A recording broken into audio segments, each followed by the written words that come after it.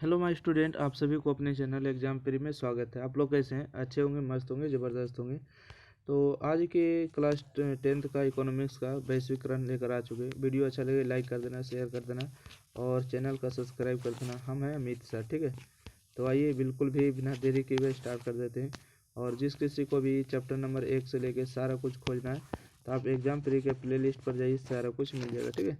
WhatsApp group को जोड़ने के लिए यहाँ पर कंटेंट नंबर बता दिए या तो डिस्क्रिप्शन में लिख सकते हैं। आइए क्वेश्चन नंबर 1 है, देखिए 2011, 14, 18, 20 में पूछेगा एग्जाम में।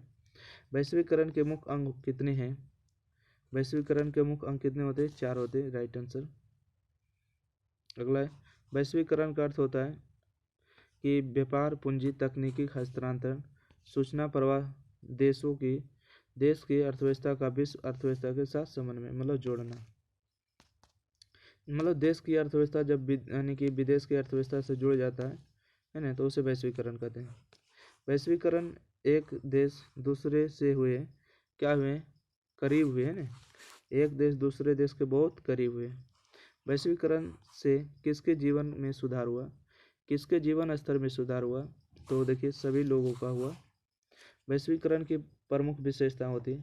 वैश्वीकरण की प्रमुख विशेषता होती है पूंजी का मुक्त प्रवाह, प्रौद्योगिकी का मुक्त प्रवाह होती है, वस्तुओं का मुक्त प्रवाह। इनमें से सभी इसका राइट आंसर है। अगला प्रश्न है, वैश्वीकरण को प्रोत्साहित करने वाले कारकों में कौन महत्वपूर्ण है ना? कौन सर्वाधिक महत्वपूर्ण है? सूचना एवं संचार प्रौद्योगिकी का विकास। अगला प्रश्न है 6 के बाद 7 नंबर प्रश्न है, वैश्वीकरण के फलस्वरूप दो देशों के उत्पादकों के बीच प्रतिस्पर्धा क्या होती है? बढ़ जाती है ना। वैश्वीकरण के फलस्वरूप दो देशों के उत्पादकों के बीच प्रतिस्पर्धा क्या होती है? बढ़ जाती है। वैश्वीकरण से बिहार के किस उद्योग को सर्वाधिक प्रोत्साहन मिला है? तो पर्यटन को मिला है। निम्नलिखित में क्या नई आर्थिक नीति का अंग नहीं है? ठीक है, आर्थिक नीति का अंग नहीं है तो राष्ट्रीयकरण नहीं है, ठीक है। निजीकरण, वैश्वीकरण, उदारीकरण है, ठीक है। अगला प्रश्न है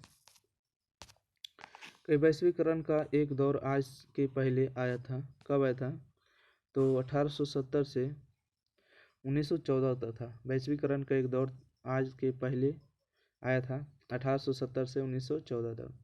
वैश्वीकरण के दौर में उपभोक्ताओं को होना चाहिए, जागरूक होना चाहिए, ठीक है। वैश्वीकरण जब हो रहा है तो उपभोक्ता जो होते हैं, है ना, काम मजदूर, खाने पीने वाला, सबको क्या होना चाहिए? जागरूक होना चाहिए। वैश्वीकरण के सहचर के रूप में निम्नलिखित में से क्या नहीं आया? तो देखिए आयात निर्यात नियंत्रण नहीं आया। बिहार में वैश्वीकरण का प्रभाव नकारात्मक ढंग से पड़ा है, तो अपेक्षाकृत कम ही पड़ा है, ठीक है। बिहार में वैश्वीकरण का प्रभाव नकारात्मक ढंग से पड़ा है, बहुत कम पड़ा। अगला है कि प्रौद्योगिकीकरण के विकास ने वैश्वीकरण की गति को क्या किया? तेजी किया है, ठीक है। वैश्वीकरण के कारण क्या किया? बहुत तेजी किया। बहुराष्ट्रीय कंपनियां काफ़ी हद तक अपनी लागत मूल्य में लाती, क्या लाती? कमी लाती, ठीक है। जब वैश्वीकरण हो जाती है तो बहुराष्ट्रीय कंपनियां काफ़ी हद तक अपने जो लागत मूल्य होती कम लाती है। बहुराष्ट्रीय निगमों द्वारा दूसरे देशों में निवेश का सबसे सामान्य तरीका है, देखिए, स्थानीय कंपनी को खरीद लेना, स्थानीय कंपनी से साझेदारी, नए कारखानों की स्थापना। इनमें से सभी राइट आंसर है, डी नंबर। अगला प्रश्न है, बहुराष्ट्रीय कंपनियां नहीं, बताइएगा। देखिए पटना मोटर्स जो है बहुराष्ट्रीय कंपनियां नहीं है। इनमें कौन बहुराष्ट्रीय कंपनी है? तो देखिए इनमें सभी हो जाएगा, है ना। फोनिक मोटर्स हो जाएगा, सैमसंग होगा, कोको कोला, सभी का सभी बहुराष्ट्रीय कंपनी है। WTO का विस्तृत रूप क्या होता है? वर्ल्ड ट्रेड ऑर्गेनाइजेशन होता है, विश्व व्यापार संगठन होता है, इसका अर्थ है। WTO का अर्थ होता है वर्ल्ड ट्रेड ऑर्गेनाइजेशन, विश्व व्यापार संगठन। देखिए यहाँ पर लिखा हुआ है विश्व व्यापार संगठन। WTO की स्थापना कब हुई? तो 1995 ईस्वी में हुआ, ठीक है। अगला है, विश्व व्यापार संगठन का मुख्यालय कहाँ है? तो जिनेवा, ठीक है, जिनेवा में होगा, स्विट्जरलैंड, जिनेवा। शेयर बाजार की नियामक संस्था होती है, इसका राइट आंसर होगा स्टॉक एक्सचेंज, है ना। शेयर बाजार की नियामक संस्था है स्टॉक एक्सचेंज। अगला है, भारत सरकार के निजीकरण की नीति अपनाई। भारत सरकार के निजीकरण की नीति अपनाई, क्या अपनाई? 1991 में।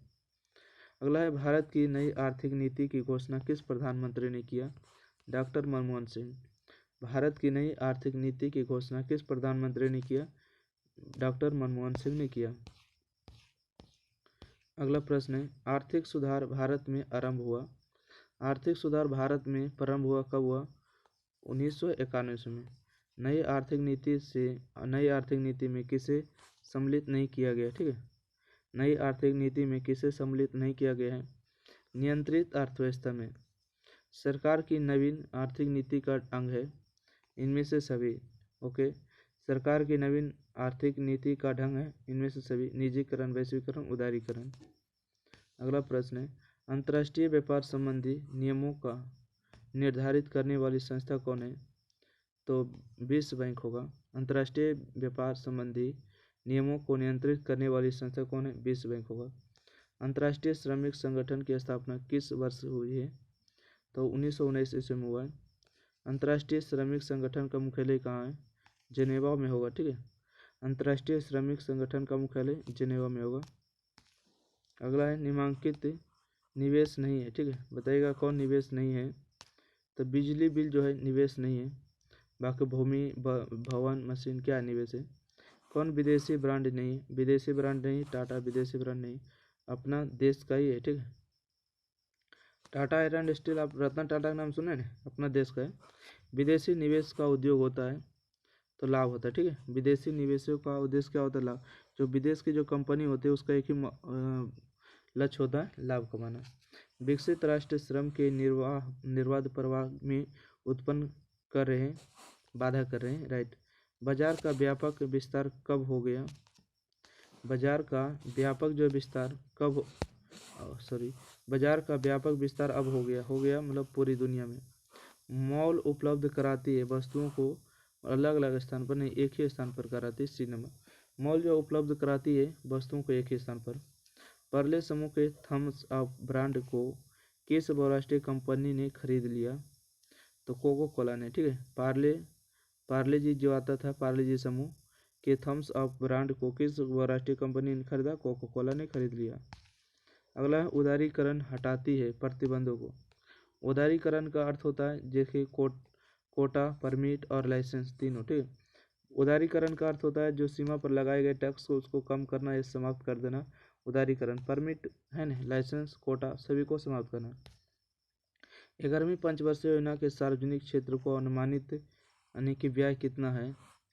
तो 22 लाख रुपये हो जाएगा, है ना, 22 लाख करोड़। राइट। एशिया का पहला निर्यात संवर्धन क्षेत्र कहाँ स्थापित किया गया? तो भारत में किया गया। एशिया का पहला निर्यात संवर्धन क्षेत्र कहाँ स्थापित किया गया? भारत में। तो इस प्रकार से जो है आपका 40 प्रश्न जो था समाप्त हुआ। वीडियो अच्छा लगे लाइक कर देना, शेयर कर देना, कमेंट बॉक्स में बता देना वीडियो कैसा लगा। प्यारा सा कमेंट जरूर लिखिएगा, आपके लिए कमेंट खाली रहता है, तो आप लोग ज़रूर कमेंट का यूज़ करिएगा। और आपको किस तरह के वीडियो चाहिए, कौन टॉपिक से चाहिए ज़रूर बताइएगा, ताकि आपको वीडियो इस तरह के दे सके। थैंक यू, धन्यवाद।